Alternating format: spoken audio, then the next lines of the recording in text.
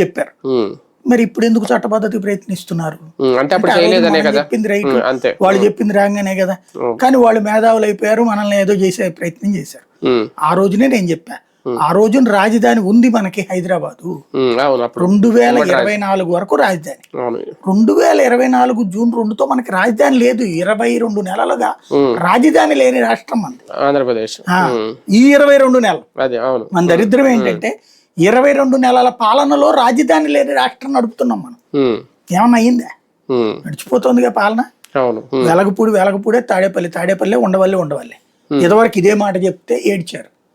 ఇప్పుడు లేదని ఒప్పుకుని చట్టాన్ని తెస్తున్నాం అంటున్నారు. దెన్ ఫైనల్ కదా, ఇప్పుడైనా చట్టం తేవడానికి తొందర పడకపోతే సమస్య అవుతుంది. ఇప్పుడు రేపు జనాభా లెక్కల సేకరణ, ఆ తర్వాత నియోజకవర్గాల పునర్విభజన, గందరగోళం అయిపోతుంది కదా. అందుకని ఇప్పుడు ఒక చట్టబద్ధత, మెయిన్లీ పార్లమెంటులో విభజన చట్టంలో హైదరాబాద్ రాజధానిగా ఉమ్మడిగా 10 ఏళ్ల తర్వాత ఆంధ్రప్రదేశ్ సొంత రాజధాని అనౌన్స్ చేసుకుంటుందని చెప్పారు. ఇదిగో మేము డిసైడ్ చేసుకున్నామని ఇప్పుడు అసెంబ్లీ, నేను ఆ రోజునే చెప్పాను, దానికి వేరే చట్టం ఏం అక్కర్లేదు. అసెంబ్లీలో తీర్మానం చేసి ప్రభుత్వానికి ఇంటిమేట్ చేస్తే దాన్ని మేము నమోదు చేశామని హోంశాఖ చేసి ఇక్కడికి దానికి ఒక నెంబర్ ఇచ్చేస్తే సరిపోతుంది అన్నటువంటి.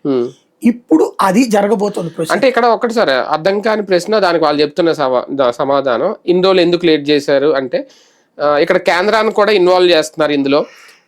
కేంద్రం కొన్ని సందేహాలను